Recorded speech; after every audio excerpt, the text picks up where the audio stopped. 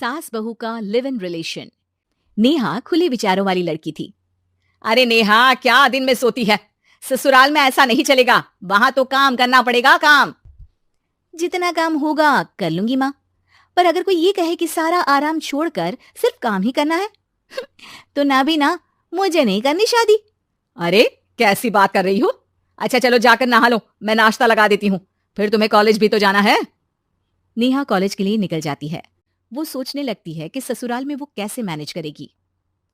क्या हुआ नेहा, परेशान लग रही हो? अरे यार, तू तो मुझे जानती है ना, मुझे अपनी लाइफ बिल्कुल परफेक्ट चाहिए, लेकिन लग नहीं रहा लोग मानेंगे। यार कहीं मेरी शादी ऐसे घर ना हो जाए जहां मेरी जिंदगी ही नरक हो जाए। अरे मैंने ना कल एक इंग्लिश फिल्म देखी थी, उसमें भी कुछ ऐसी ही समस्या थी हीरोइन की। अच्छा, तो फिर क्या किया उसने? उसने तो अपने होने वाले पति से साफ साफ कह दिया कि वो पहले उसके घर कुछ दिन तक बिना शादी के रह कर देखेगी, और अगर ठीक लगा तो ठीक, वरना तेरे मेरे रास्ते अलग। अरे हाँ यार, ये तो बिल्कुल सही आइडिया दे रही है तू मुझे। चल मैं तो चली, थैंक्स यार, तूने मेरी प्रॉब्लम सॉल्व कर दी। ये बोलकर नेहा खुशी खुशी वहां से निकल जाती है, लेकिन पीछे से उसकी सहेली कहती है, अरे नेहा, नहीं नहीं कुछ नहीं सुनना मुझे। ये बोलकर वो वहां से चली जाती है। हे भगवान, पूरी बात सुने बिना ही चली गई। अरे वो तो विदेशी फिल्म थी, वहां सब चलता है, लेकिन ये तो भारत है, सभ्यता और संस्कारों वाला देश, जहां शादी से पहले लड़की को ससुराल में नहीं रखा जाता। खैर, नेहा मस्त होकर घर आती है। नेहा, कल तुझे लड़के वाले देखने आने वाले हैं, और हाँ, इस बार कोई बहाना नहीं चलेगा। हाँ हाँ, आने दो, मैं तैयार हूँ शादी के लिए। अगले दिन लड़के वाले आते हैं, जहां लड़का कहता है, मुझे अकेले में लड़की से कुछ पूछना है। हाँ हाँ, क्यों नहीं बेटा, जाओ नेहा, घर तो दिखा दो इन्हें। नेहा भी खुश हो जाती है कि उसे मौका मिल गया है लड़के से अपनी शर्त रखने का। देखो, मुझे ना शादी से बहुत डर लगता है, पता नहीं कैसी लड़की आए, तालमेल बना पाए कि नहीं मेरे परिवार से। मैंने कई घरों में रोज का क्लेश होते देखा है। तुमने तो मेरे दिल की बात कर दी। मैं भी यही सोच रही थी कि भाई सास तो अच्छी होनी चाहिए, पति सपोर्ट करे ना करे, रहना तो पूरे दिन सास के साथ है। लेकिन मेरे पास ना इसके लिए एक बहुत अच्छा आइडिया है। अच्छा, कैसा आइडिया? क्यों ना शादी के पहले मैं कुछ दिनों तक तुम्हारे घर आकर रह लूं, तुम लोग मुझे समझ लेना, मैं तुम लोगों को समझ लूंगी, ठीक लगा तो शादी, वरना टाटा बाय बाय। क्यों?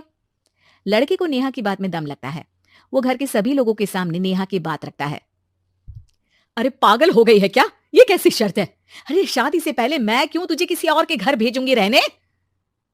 अरे लड़की के ख्याल तो 20 साल आगे के हैं, इतनी भी खुले विचारों वाली लड़की नहीं चाहिए हमें। अरे माँ, क्या बुरा और गलत बोल रही है ये? रहना तो हम दोनों का है ना, कल को कोई परेशानी आई तो तुम सब तो ये बोलकर निकल जाओगे कि जिंदगी तुम लोगों को ही निभानी है, तुम लोगों को जो करना है करो। तब क्या करूंगा बताओ? सबके समझाने पर वो लोग मान जाते हैं। वाह, मैं 2-3 दिनों में पैकिंग कर लूंगी, तो आकर मुझे ले जाना। और नेहा पहुंच जाती है विशाल के घर। आओ आओ, ये रहा तुम्हारा कमरा। इस घर में तुम एज अ गेस्ट रहो, लेकिन माँ तुम्हें बहू की तरह ही ट्रीट करेंगी, और तुम भी उन्हें सास की तरह ही रखना। बस फिर क्या था, शुरू हो जाता है लिव इन सास बहू का ड्रामा। अरे चाय तो बना दे बहू। जी सासू माँ, अभी लाई। नेहा चाय लेकर आती है कि बस चाय लेकर आई हो, इसके साथ पकोड़े भी ले आती। लेकिन आपने तो बताया ही नहीं कि आपको चाय के साथ पकोड़े भी चाहिए। हाँ हाँ, अब तो पता चल गया ना। रात को खाना खाने के बाद नेहा किचन में खटर पटर कर रही होती है। क्या हो रहा है वहां नेहा? माँ जी, मैं ना रात को अदरक वाली चाय पीकर सोती हूँ, ये मेरी आदत है। अच्छा, तो जरा मेरे लिए भी बना देना। दोनों सास बहू रात को चाय पीती हैं। अगले दिन, नेहा, मैं मंदिर जा रही हूँ, मेरी साड़ी निकाल कर बेड पर रख दे। नेहा सास के लिए साड़ी निकाल कर रख देती है। वो देखती है कि उसके आने के बाद से सास ने घर का कोई भी काम करना छोड़ दिया है। यार मैं क्या करूं? ऐसा ससुराल तो मुझे नहीं चाहिए था जिसमें मैं ही सारा काम करूं। मैं तो ऐसा घर चाहती हूँ जहां सास और बहू दोनों मिलकर किचन में काम करें। हे भगवान, रात को चाय पी ली, पेट में गैस बन गई, अब तो चला भी नहीं जा रहा है। मुझे तो ऐसी बहू चाहिए जो हेल्थ के प्रति कॉन्शियस हो, क्योंकि वो ठीक रहेगी तभी तो मैं ठीक रहूंगी। दोनों समझ जाती हैं कि वो लोग एक दूसरे के लिए नहीं बने हैं। अगले दिन, नेहा, जरा चाय तो ले आना। नेहा चाय के साथ चिला भी बनाकर ले आती है। सास खा पीकर सो जाती है।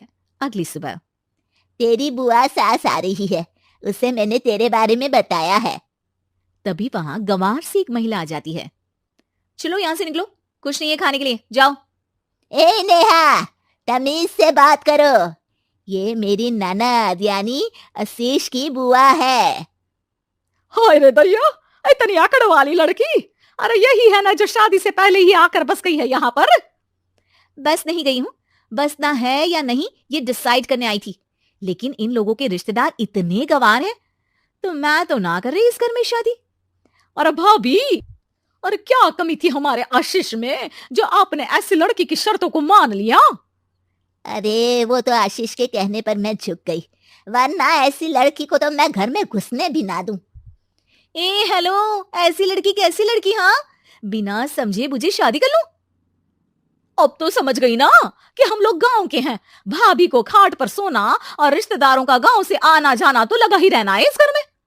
हाँ हाँ, मैं तो किसी मॉडर्न घर में शादी करूंगी। ये बोलकर नेहा वहां से चली जाती है। अपने घर में आकर नेहा कहती है, ना माँ ना, लिव इन में रहकर देख लिया, ये गांव के लोगों का कोई भरोसा नहीं है। खैर, नेहा की शादी एक मॉडर्न घर में हो जाती है, जहां सास कहती है, हे नेहा, मैं टेनिस खेलने जा रही हूं, आओ तो जूस बनाकर रखना, और हाँ, वॉलनट्स और ओट्स भी बना लेना। जी माँ। माँ मॉम बोलो डार्लिंग, माँ इज ओल्ड फैशन। बेचारी नेहा सर पर हाथ रख लेती है। हे भगवान, ये सास तो सास ही होती है, गांव की हो या शहर की।